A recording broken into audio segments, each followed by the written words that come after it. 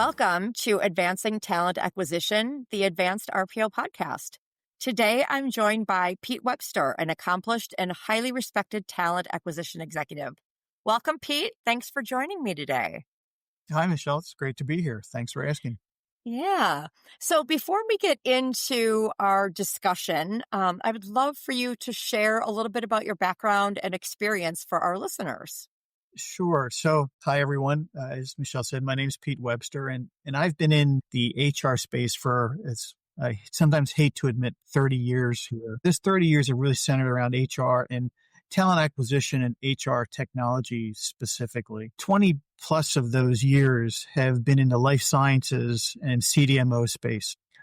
For instance, I spent 10 years at Merck in various HR roles, but I think I'm most proud of the work where I supported the vaccines division during a huge period of growth to support 4 major product launches in a year, helping to scale up their commercial and medical teams.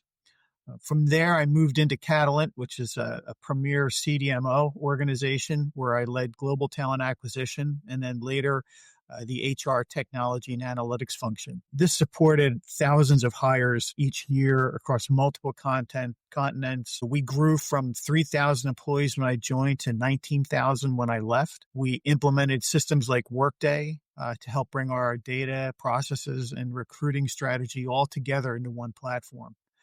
Today, I have my own company called Webster Search and Consulting, and I partner with various companies where I help them understand how they can improve how they attract and retain talent, modernize their HR technology that supports this.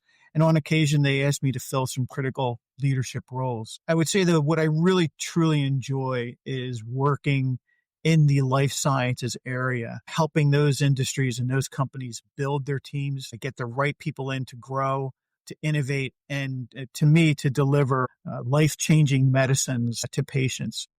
A former CEO once said, we have to remember that behind every dose, every medication that we produce, there's a person, and we're doing this to improve their lives. Great reminder. Absolutely. And thank you for sharing that background. You've got such great experience, and that's exactly why I wanted to have you join our podcast, was to have you share all of that experience, not only in the HR and HR tech industry, but specifically in the life sciences industry. And that industry right now, I feel like now more than ever before, is just exploding with, everyone is seeing the news out there about whether it's to manage diabetes, focusing on cancer care, right? There's just so many things happening in that industry right now. You've seen clearly the life sciences and pharma industry evolve quite a bit over the years, I'm sure. To you, what makes talent acquisition uniquely challenging in this particular industry as compared to others that you've worked in? I think this industry itself has changed dramatically over the last couple of decades. And even in the last 5 years, it's completely changed. Really, with the emergence of small biotech cell and gene therapy companies that have come out in the last, 15 years to really compete for the same talent that the large pharma companies were looking for. You couple that with mergers and acquisitions that have occurred. Companies really have had to almost reinvent how they attract and also retain talent. The entire playing field has changed for these companies, even from compensation where, back in, 20 years ago, a person would join a company and they would just get 2 weeks of vacation and they'd have to wait 5 years until they get another week of vacation if they were lucky, to companies that when these small biotechs and cell and gene therapy companies came out, they're offering stock options, they're offering unlimited PTO. It really changed how these companies had to compete. So you also have this landscape. While it was competitive, now is more competitive. You then have on top of that generational changes that have occurred across the landscape. What was important for one generation may not have been as important for another. While salary has always been important, some generations started looking for something like company mission, purpose, more flexibility. So talent acquisition professionals really have to be aware of their business. There's a phrase out there, business acumen, that's a skill that all talent acquisition professionals really need to know. You have to know your business. You have to know the industry and sometimes the segment within the industry that you're competing against. And that is really understanding what your competition is doing and even other industries that you're competing for the same level of talent. So it's no longer, I'm in pharma and I'm trying to recruit from another pharma company. It's, I'm in pharmaceutical manufacturing and I'm trying to recruit people for positions where they may be working for an Amazon or another company or another industry, or they're in the automotive industry. It's those types of things that you have to be aware of. And that's really what's made the whole landscape challenging.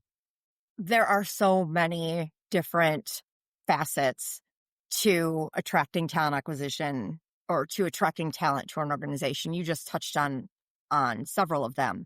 I think I read the other day, I know there's at least 5 generations. I can't remember if there might be 6 now in the workforce, which is crazy to think of, right? Because you're right. What is important to somebody closer to retirement is completely different than something that's important to somebody just entering the workforce from a benefits, a culture, a career progression standpoint or perspective. Then you also have just the rapidly changing technology that all of us are using every single day, right? On top of it, what you just mentioned as well, just knowing that your talent competitors are different from your company competitors. And somebody in a different industry might actually have the skills and transferable knowledge that could work for your particular company in the life sciences industry. So I wanted to just have you go a little bit deeper on everything you just said there, by asking you about what you've seen broadly in the industry. Are TA leaders keeping up with all of that? That's a lot to juggle on top of everything else that's going on in the organization. Or is there a particular facet, that you touched on that you're seeing companies lagging with a little bit more? You kind of touched on it a little bit. I think that companies now have to start thinking differently in terms of hiring the right talent at the right time. And when I say the right talent, I mean, it's no longer, I need to find a person with a 4-year degree in this discipline to do this type of job. It's not that. It's the skills that the individual brings to the table. And that's where companies are starting to, that's where they have to start shifting their mindset. And we hear about skills, knowledge that people are trying to recruit for, but companies need to start to think more about skills to hire versus degrees, because that's really, it's skills versus education degrees that you're really looking for. So how do you then, as a talent acquisition professional, how do you know what are the skills you need to have? And companies have to then start to say, all right, well, here's this job, here's this work that is critical to our organization. What are the skills that are needed to do that role successfully? And how do I assess that that person has that? And then you have all the technology that is rolling out as fast as anyone can imagine on assessment tools, job leadership profiles. All of these things are coming out. And it's like, how much do you use as a TA professional without completely destroying the candidate experience, which is the other piece of the coin. It's the other side of the coin here. Talent acquisition professionals are busy. I'd say they're overworked to some point. So they want tools that are going to help ease the burden for them to get them to the qualified candidates, but they still have to be the human in the loop of all of that technology that's out there. So it's a challenge. It really is, to move away from this, which once was a very rigid process, to now you had to be extremely flexible and be able to put in types of technology to aid in the surfacing of talent, not have it alienate your candidates. Because it's very easy for a person to have to let other people know of a bad experience through different tools like Glassdoor and other places. They can certainly say, never heard back, I got ghosted from this company. And that's not something that you want. Right. Yeah. And I think in addition to focusing on skills and not just education, there's also the added component of somebody's aptitude, right? So, how do you also then judge somebody who may have not exactly all of the skills, but some of the skills, and how willing or able they are to quickly bridge that gap, right? So Yeah, you've got that component of it too. it's very tough. It's very tough, and it's a juggling act. And I think it's hard for talent acquisition professionals to stay on top of all the things that are rolling out. One of the things that we often see is just from a technology standpoint is there's so much technology out there. Everyone's almost looking for that silver bullet, right? I think when I say this, it won't be a big surprise to everyone out there. There is no silver bullet, right? You have to understand what is the problem that you're trying to solve for first. And then you have to then go and find the solution for that. And your solution may be multifaceted. It may not be just one tool. And then people implement a tool or a set of tools. Your work's not done there. Then there's going to be a learning curve. There's going to be measuring your responses, measuring the capability of the tools that you've implemented. And are you really getting what you're looking for? And so often you'll hear people say after a year of having a tool in place is, oh, this system is horrible. I hate this system. It doesn't do what I want it to do. Okay, well, what is it not doing? There's always some rework that gets done. You have to become proficient in the tool and then you modify the tool. It's a constantly changing landscape that they have to worry about. Yeah, it's never gonna do everything you need to do right out of the box, right? There's no one size fits all. So I know we talked a little bit about some of the some of the challenges that we're seeing, right? We talked about skills versus education and aptitude and things like that. What are some of the other big recruiting challenges facing specifically life sciences and pharma companies right now? Just being the competing for talent is, as I said before, right talent at the right time. But I really think the other big challenge is being able to measure how you're doing. Reporting and metrics are extremely critical. And I think the challenge that people are having now is they need to move away from the old time to fill mindset to quality of hire mindset. It's very easy to say, I need to fill jobs as fast as possible. And it's great. If you can fill a job in 20 days, that sounds great on the surface. But if those people that you're hiring in 20 days are leaving within the first 90 days, you're spinning your wheels. You're wasting time and you're wasting money. So you have to be able to then say, what's the most efficient way for me to hire people that are going to be successful and stick with the company so that you're really hiring for growth versus attrition. That's, I think, the big challenge, especially in life sciences. And then you put all the automation on top of that, right? I mean, that's just the other piece I think is that we talked a little bit about is, you want to automate it because you have to. That's the only way you're going to survive is to put some level of automation in there. But again, it's what level of automation. I was reading something the other day where a company was boasting that they could essentially have a person apply online and almost get an offer as they were applying, like within that one setting. I don't know how that's possible. I don't know how that you have a quality of hire in that. I'd love to see what they do, just to really understand it, but that's a big challenge. So, what are some of the ways that companies can measure quality of hire? What should they be looking at to say, yes, we're doing well from that metric? So what you want to do is you want to look at quality of hire. You should measure at a couple different points in the process in that first year. You want to look at your attrition, understand how many people are you hiring or leaving within that first 90 days. And you need to have an exit interview strategy to understand where they're failing. Some of those people will maybe not be passing training. Some of those individuals will say, this wasn't the work for me. But that 90-day attrition rate really gives you insight on, are you finding the right candidate in your process? Then if you look at people that are leaving it between 90 days and 6 months, why is there a failure rate at that milestone? Is it training? Are there other aspects that are causing people to leave? At 1 year, you want to then be looking at, okay, now that I've had people that have been here a year, how are they doing? What's their performance rating? How are they doing amongst their peers? That's where you can then start to really put people into your performance management process. So attrition, you focus for quality of hire, you focus on how many people are leaving in that 90-day to 6-month range. And then post 6 months to a year, then you start to look at performance behavior. And depending on the company, depending on the amount of training that a person goes through, you also have training data to look at as well.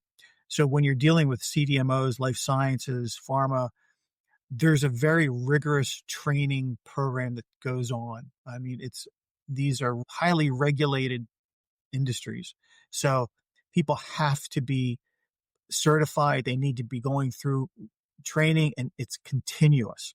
So there's other systems there that you can get data on to see how are people passing. Are we finding the right individuals to get into the training, and are they succeeding throughout training? So it's pulling all of that together to understand what quality of hire looks like. And that's something that companies need to develop. They really need to be looking at that. They still focus back on the time to fill. And we have to move away from that. Yeah. And the quality of hire metric and what you were saying about, there are different points throughout the first 12 months and even beyond of an employee's tenure. If you think back to constantly backfilling roles, to your point, you hire somebody quickly. Ooh, we've got a great time to fill metric, but now you're constantly backfilling. Think about not only the dollar cost to the company, but the time internally of TA, the hiring managers. I mean, there's so many costs there that it becomes much more beneficial to maybe have a little bit longer time to fill, but a much higher quality of hire metric because you're hiring the right people. What talent acquisition people have to really differentiate is this position that I'm filling, is it a backfill or is it a new role? So if all of my jobs I'm filling are for attrition, are for backfills, what is the reason for that backfill? Is it because the person left the company? Did they get promoted? So there's different layers within that information that you have to be able to pull out. So that's where the HR technology piece really comes to the forefront is, am I actually able to track that? And you know what? If you can't, that's okay. You can always fix that and then try to go back and piece together that data. So it is a journey for them to get to that number. People should use other resources to also find out what people kind of know what good looks like, but go to some of the other companies, go to SHRM, go to other organizations to get some data on what's a broader approach to good and see if you're falling within that range and such. So if you could only give one piece of advice to a TA or HR leader in this industry who feels like they're constantly behind the curve when it comes to hiring, what would that piece of advice be? It's don't panic, right? Just don't panic and don't try to do everything yourself. You may need to use different resources and different procedures for different roles. You might have to have some level of differentiated hiring process to meet expectations of the business. But first, make sure that the expectations of the business are realistic. Really understand what is it that the business is looking for. And is that based in reality? Time to fill, time to acceptance, quality of hire. Use outside resources to understand that what you're trying to do is attainable. Leverage outside resources. Don't try to do it all yourself. Get other people from the business involved. If you're feeling the pressure from a certain area, get the leaders within that business area to be a part of the solution. Don't try to do it yourself. Leverage organizations like RPO so that you might have an entire organization that you could have someone else can do this better for you. You don't need to have an empire to do all of this work. But when you're feeling that pressure, where you think you're behind the curve, I had an SVP that once said to my team in a meeting, he said, don't suffer in silence. You have to tell people. People want to have the solution. Everyone wants to succeed. So don't be afraid to get other people to come in and apply some help to it. Yeah, that's such great and important advice. There's a lot of people such as yourself. There's a lot of resources out there that are available to help.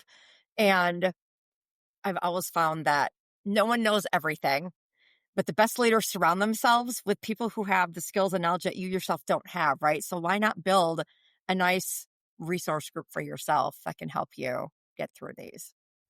People talk about buy versus build, right? And sometimes it's better to just buy the resource versus build the organization internally. And I think that's something that professionals, everyone wants to do good. They want things to work out well and they want to be successful. But successful is making sure the business is successful, that you're getting the right people in the right jobs at the right time, that it's just a successful process. And that can't just be the talent acquisition team doing it. It's talent acquisition team partnering with the line, the managers, the executives to move things forward. Everyone owns a piece of it. It doesn't all fall on the shoulders of talent acquisition. Although we all tend to say we all really put it on our shoulders to do it. So Yeah, absolutely. Last question for you, Pete. Let's say you're a TA leader or an HR leader in the I'm going to call it the broad life sciences industry. What are some of your favorite resources on that topic for people? Whether it's an organization, an industry organization, a website, a publication. Like, where do you think somebody should be looking for information? So, there's a lot of different publications that are out there. Two that I really like to follow is one is Endpoints and then Fierce Pharma. So those are two really good organizations that really will push information out to you on what's happening in the business. It's so important for a TA person to know what else is happening out there, what competitor is doing, is what company's laying off, what company's expanding, is someone building a 300,000 square foot facility 5 miles away from your main manufacturing plant. Those are things that you need to just stay in touch with the business. So Fierce Pharma is very good. And Endpoints is also another one. As I think of there's a lot of little niche organizations that are out there. I can't think of a couple off the top of my head that I would say to follow, but they're certainly out there. Yeah, that's great. Wonderful. Pete, thank you so much for joining me today. We could have talked for another hour, at least I'm sure. You have a lot of great insights, certainly around TA and HR, but certainly in the life sciences and pharma industry. So thank you again for joining me. For our listeners, if there's a topic that we haven't covered that you're interested in hearing about, please leave it in the comments. Thanks again, and we'll talk to you next time. Thank you very much.